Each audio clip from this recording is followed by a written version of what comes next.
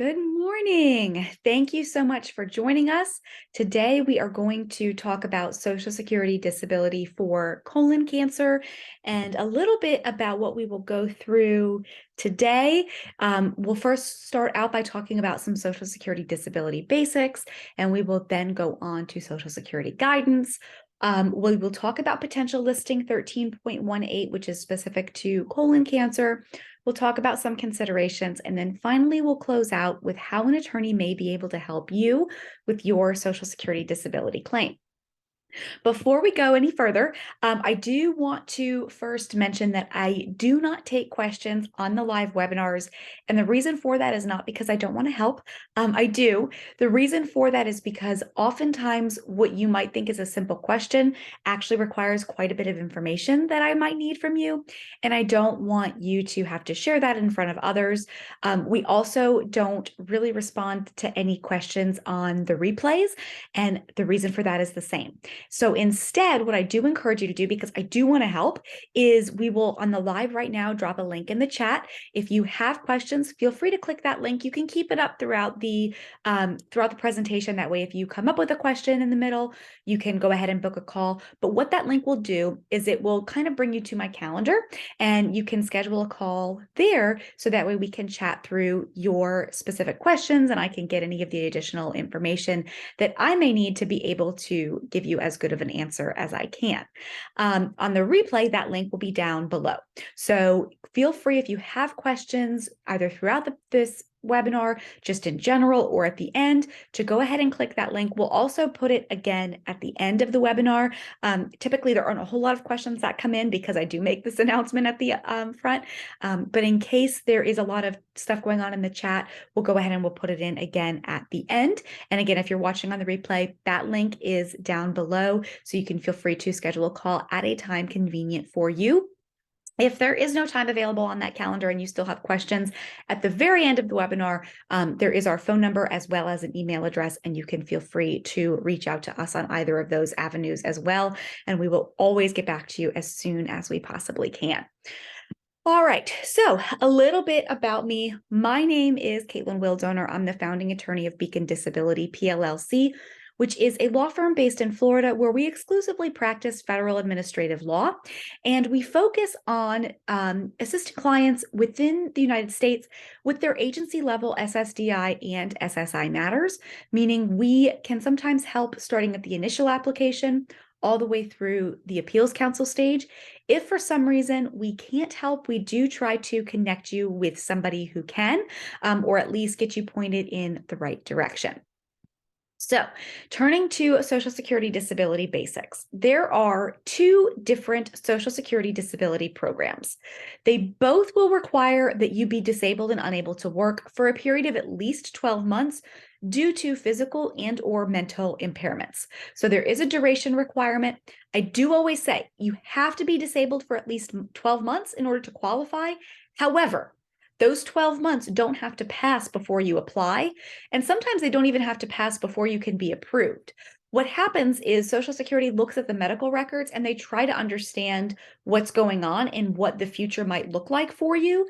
And as long as the medical records are pointing to you being disabled and unable to work for at least a year, you can be approved before you are actually out of work for a year.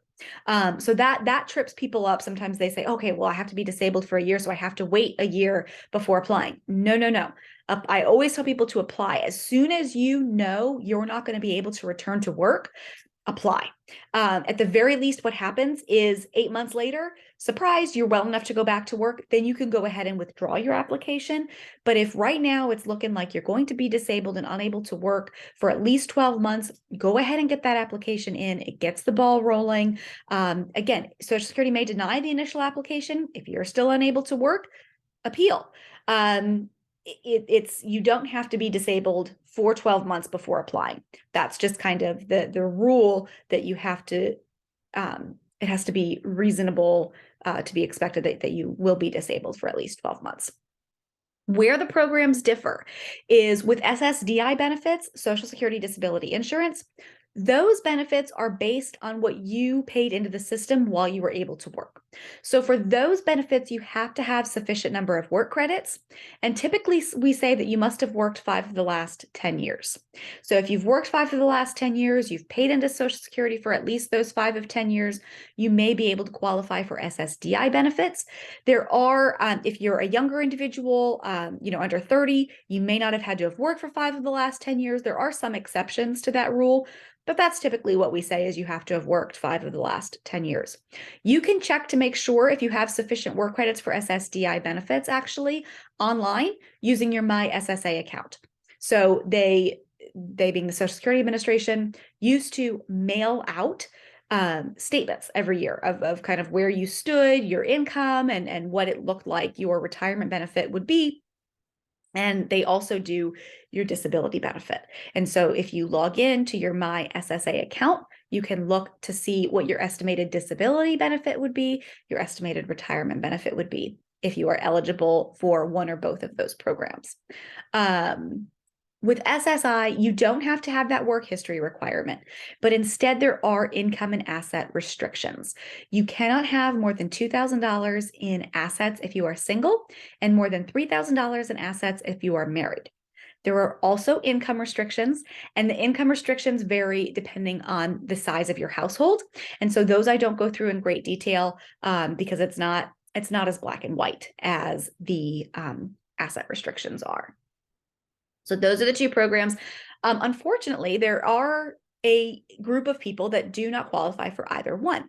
Stay-at-home moms and dads are unfortunately one of those that fall into that kind of donut hole, where they've been a stay-at-home parent because their spouse makes enough money, and so therefore they don't typically qualify for SSI because they've got a spouse that's still working, and that usually puts them above the income thresholds, and you may even be above the asset thresholds. Even if you're married, if you've got 2 cars, 9 out of 10 times that second car is going to push you out of eligibility because that second car does count towards your assets. And because they're a stay-at-home parent, depending on how long they've been a stay-at-home parent, they may not have those work credits for SSDI benefits. So that's unfortunately, we do see that happen. And there are other instances as well. It's just unfortunately a lot of times stay-at-home moms and dads that I get those calls from, that they unfortunately don't qualify for either one, but they are now in a position where they really are unable to work, and their spouse is now having to kind of take off of work a little bit more. And so the income has dipped, but not enough to qualify for SSI. When you submit the application for Social Security disability benefits, this is the 5-step evaluation process that the agency goes through. This 5-step evaluation process is done after kind of the initial evaluation, which is to make sure if you've applied for SSDI benefits, to make sure that you have the requisite number of work credits, and if you've applied for SSI benefits, to make sure that you qualify from the financial perspective. So as long as you make it through that hoop, then the next step is when Social Security will begin to look at your medical records, and they will begin to say, first, are you currently engaging in substantial gainful activity? And in 2023, that is defined as working more than 20 hours a week or earning more than $1,470 a month in gross earnings. So if you are engaging in substantial gainful activity, then the analysis of your case will stop there. And Social Security will say that you cannot be disabled under our definition because you are engaging in substantial gainful activity. Number 2, if you are not engaging in substantial gainful activity, your case moves to step 2, which is they start to look at the medical records, and they see, do you have at least one severe medically determinable impairment?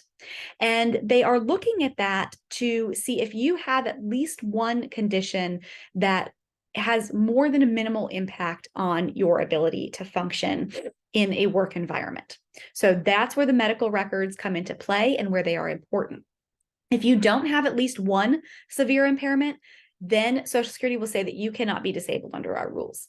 If you have at least one severe medically determinable impairment, the agency moves to step 3 to see, do you meet or equal any of the listings that are included in their Blue Book? If you do meet or equal one of the listings, then the analysis stops there and you will be approved. We'll talk about a listing 13.18 in a few minutes. As you'll be able to see, it's a very high bar. So a lot of cases don't meet or equal the listing. And so then Social Security will move to step 4, which is to see, can you return to your past relevant work, which is work that you've performed in the last 15 years, long enough to learn how to do the job. And so if you can go back to your past relevant work, then Social Security will say you're not disabled because you can go back to your past work. If you cannot go back to your past work, then Social Security looks to see, okay, can you engage in any other work? And at step 4 and step 5, what they're doing is they're looking at your medical records. They've created an RFC, a residual functional capacity for you, which is what they believe you are capable of doing based on the medical records. And so they use that RFC to see, okay, can you go back to your past work with this RFC? If not, are there any other jobs that exist in the national economy that have this RFC that you can do? And at step 5, they do take into account not only that RFC, but also your age, your education, and whether you have any transferable skills from your past work. So step 5 is an important step, and that's where a lot of cases tend to be won and lost. But if you don't meet or equal a listing and you've got an RFC that prohibits you from returning to your past work or any other work, that's another avenue of winning as well. So as I have kind of alluded to before, the bar to meet the listing is set pretty high. And I believe that's the next slide that we will go ahead and take a look at. And I will leave it up for a minute so that way you can look and see how specific it is. If you are currently or recently been diagnosed with colon cancer and it's something that you are looking at applying for SSDI benefits, some of the words in the listing may seem familiar to you and some of them may not. But again, you will be able to see it is a very high bar. As I just said, you can still qualify for SSDI and SSI benefits if your residual functional capacity is less than what your past relevant work would require, and or the RFC prohibits you from engaging in substantial gainful activity on a regular and ongoing basis. So that means that your RFC would make it so that you are unable to sustain competitive employment. It can also mean that you may meet one of the grid rules, which is where the RFC, age, and education come into play all together with the transferable skills. So those are the considerations. If you have questions about that, we'll go ahead and right now drop that link in the chat to schedule a call. And then again, on the replay, it is down below. So here is the listing, and the listing for colon cancer is included in 13.18, which is cancer of the large intestine. And so as you can see, it is a very high bar. It's got to be potentially inoperable, unresectable, or recurrent, or if it's metastasized to regional lymph nodes, or if it's a small cell carcinoma, are some of the ways that colon cancer can meet the listing that colon cancer is included in. Some considerations when you are applying for Social Security disability benefits.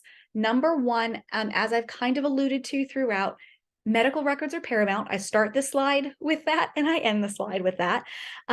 Medical records are critical. And it's with colon cancer, it is one of the few conditions that just having a diagnosis can sometimes be enough. Getting that diagnosis is tough, both from the hoops that you would have to jump through to actually obtain that diagnosis from your medical professional, but then also nobody, it's not a diagnosis that you seek out. It's not a diagnosis that you want to have. But as you can see, sometimes it is just a matter of having a certain diagnosis, just having a biopsy that shows that it's metastasized beyond the regional lymph nodes may be enough to qualify for benefits. If you don't meet or equal that listing with the medical records, then again, what Social Security is looking at is what limitations do you have as a result of the colon cancer? What are you going through right now, medically and physically and emotionally? What's going on that might be precluding you from engaging in any type of substantial gainful activity? So again, the issue is not just can you go back to your past work? That's one of the issues. But the overarching issue is, can you perform any job that exists in the national economy? If you are 50 or older, the grid rules might apply, which again is what is going to take into account your RFC, your age, your education level, and any transferable skills that you may have from your past work. Functional capacity can also be relevant. And again, objective medical records are important. Unfortunately, in cancer cases, that tends to be imaging and biopsies. So those are very important. Also, if you have had surgery and the cancer is back after the surgery, that is important as well. So operative reports. But those are the big three with cancer cases, tends to be those objective medical records, which are imaging, biopsies, and then any operative reports with subsequent imaging, biopsies showing that the cancer is unfortunately back. Okay, so finally, how can an attorney help you? This is not an exhaustive list, but sometimes, I do get calls and people want to know, well, how can you help me? These are some of the things that we do. We can provide guidance on what correspondence from Social Security actually means. We file certain appeals, especially if you're already a client of ours and we get that initial or reconsideration denial, we can get the reconsideration appeal or request for hearing appeal filed. We review your medical records and case file. In doing that, we're not only helping to form the theory of the case, but we are also doing that to make sure that your medical file is complete and to see what it might be missing and what might be helpful to have. We can review your documents for accuracy and completeness. We can discuss what Social Security is looking for in their requested forms. We can't fill those forms out for you because we don't know what you go through on a daily basis. You know that. We can, however, give you guidance on what Social Security is looking for in those forms and then review them because it can be overwhelming. When you get those forms in the mail, they tend to come 2 at a time. And it's like, oh my gosh, I've only got a couple days to fill this out. So we can kind of try to discuss what Social Security is looking for in those to help you out a little bit. We do provide updates back and forth. We provide updates from you to the agency, and we provide updates from the agency back to you as they are available. If you have to go to a hearing, we also prepare you for that hearing. We help collect all of the evidence for that hearing, including any potential witness statements. And then we can also question you and any witnesses during that hearing.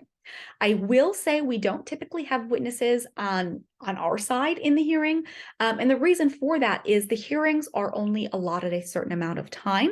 We can have witnesses, but especially if you're a client of mine, you know how we tend to try to get the witness testimony in, so that way we are sure that we are not going over on the hearing time and also still getting that testimony in, because it can be important, particularly if you've got a spouse that sees what you're going through on a daily basis, that Social Security hears from him or her as well.